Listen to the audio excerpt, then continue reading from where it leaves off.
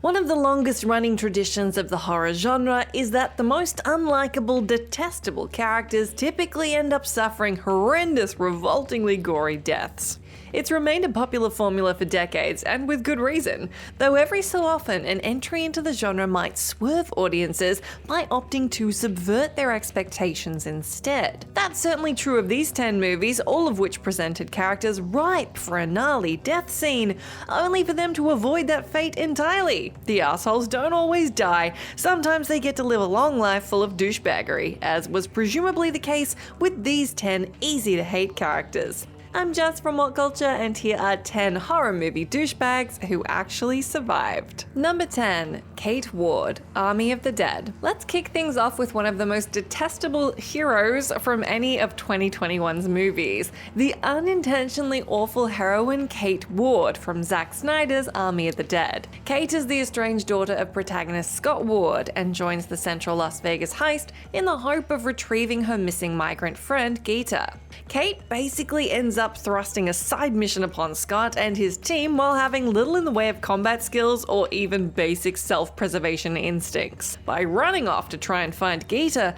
she throws the rest of the group's plans into a tailspin, forcing them to go off script, which ultimately results in many of their deaths, including her father's. Though Kate does indeed rescue Geeta, this is hilariously rendered null and void at the film's end when Geeta dies in a helicopter crash, of which Kate is miraculously the sole survivor. And so Army of the Dead ends with Kate shooting her zombified father dead and becoming the last person standing.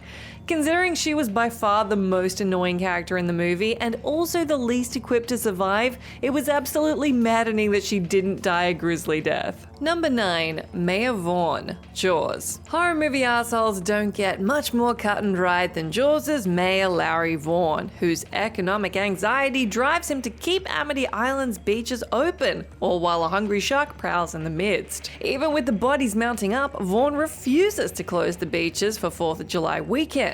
A classic example of a scheming politician prefacing money over human lives. Vaughn does admittedly express guilt later in the film and agrees to hire Quint to hunt the shark down, but by then so much unnecessary damage has already been done. While the Jaws novel fleshes Vaughn out as a man being pressured to keep the beaches open by the mafia, in the film he's far more of a straightforward, greedy stuffed shirt who can't bring himself to do the right thing until it's too late. And true to the history of politicians never getting a fair comeuppance for their harmful decisions, Vaughn isn't ever gnawed on by a great white for his troubles, as would have satisfied so many. Number 8. Maggie, Sorority Row 2009. 2009's Sorority Row remake may not be particularly memorable, though it's unfortunately difficult to forget how central victim Megan's thoroughly detestable younger sister Maggie is one of the film's 3 survivors.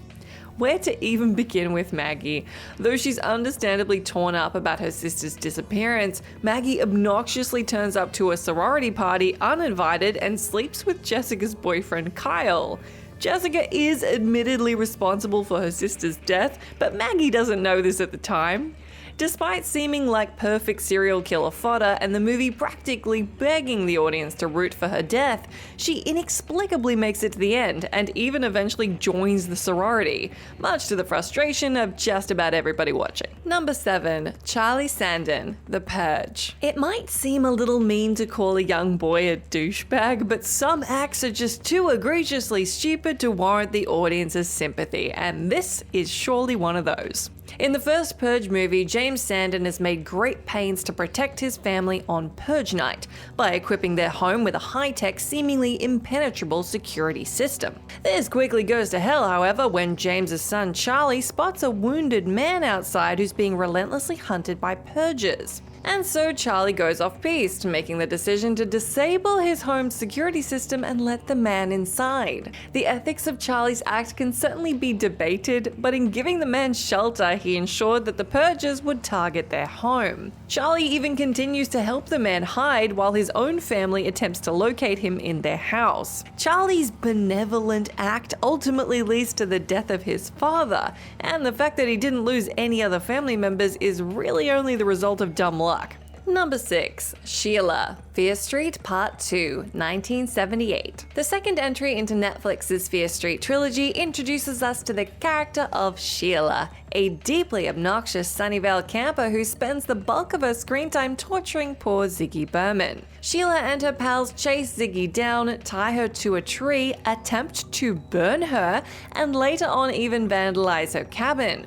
Though it seems like Sheila's being set up for a gratifying, brutal death by the film's end, it never happens. When all hell breaks loose later on, Ziggy ends up knocking Sheila unconscious, leaving her totally out of the picture during a possessed Tommy Slater's rampage. Though we never see Sheila again after she's knocked out, it's made clear that the central curse only targets Shadyside campers, so there's no reason to believe that she was in any way harmed by Tommy. Instead, she presumably woke up, learned of the horrors that transpired around her before heading home. Given that she didn't see any of the mayhem for herself, she probably didn't even need therapy. Quite the fortunate outcome for a character most viewers were desperate to see dealt a grisly death. Number 5. Stu Ruben, Drag Me to Hell. Sam Raimi's classic horror comedy Drag Me to Hell sees bank loan officer Christine Brown competing for a promotion with her scheming, sniveling co-worker Stu Ruben. Stu is, to be blunt, a grade A douchebag.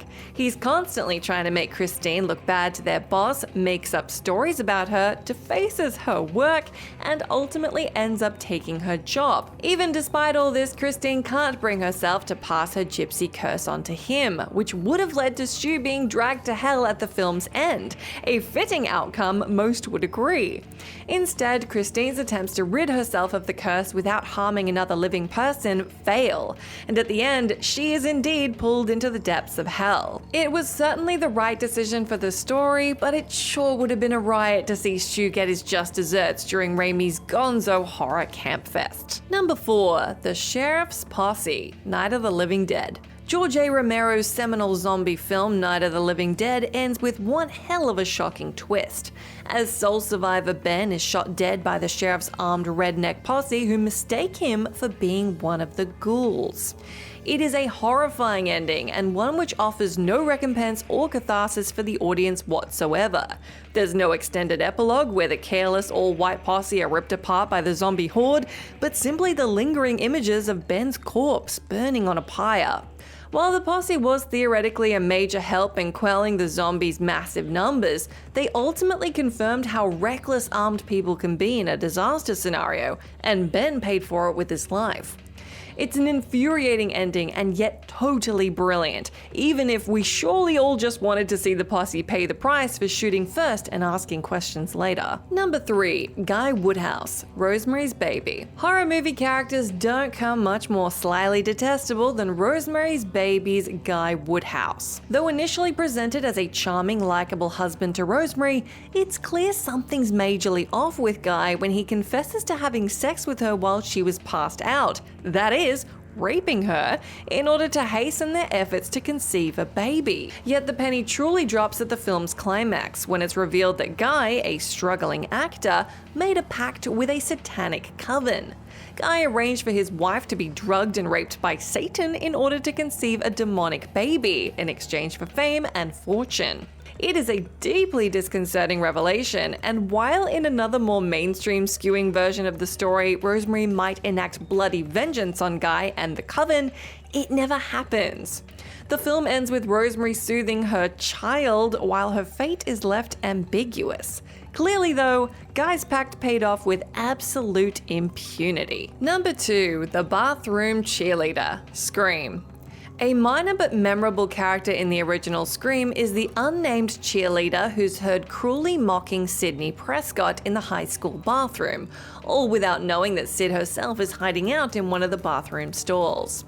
The cheerleader jokingly theorizes that Sid could have snapped after her mother's own murder and started killing Woodsboro's student body. Yet moments after she and her friend leave the bathroom, a traumatized Sid is attacked by Ghostface. In a more conventional horror film, we absolutely would have seen the cheerleader be brutally killed for her horrible remarks. But this being a subversive riff on slasher movies, and one with a surprisingly low body count at that, she gets away scot-free. As we never see the cheerleader again, it's safe to assume that Ghostface was never anything more than a passing entertainment in her charmed, obnoxious life. Number 1. Alejandro, the Green Inferno. Eli Roth's cannibal horror film is a deeply disturbing satire of insincere liberal do-gooders, following a group of activists who visit the Amazon rainforest to stop a petrochemical company from displacing a native tribe, a tribe which happens to be cannibalistic. The leader of this group is the handsome Che Guevara-esque Alejandro, who is soon enough revealed to be a total fraud of an activist, having undertaken the forest protest to benefit a separate petrochemical group he's actually in league with. Alejandro also actively attempts to inhibit the other's survival once all hell breaks loose, and while it seems like Roth is setting him up for a magnificently brutal death, he miraculously survives. Better still, Alejandro ends up joining the cannibal tribe and possibly even becoming its leader, the particulars of which are left somewhat ambiguous. Much as The Green Inferno was all about subverting audience expectations, it sure was infuriating to see Alejandro make it to the credits in one piece.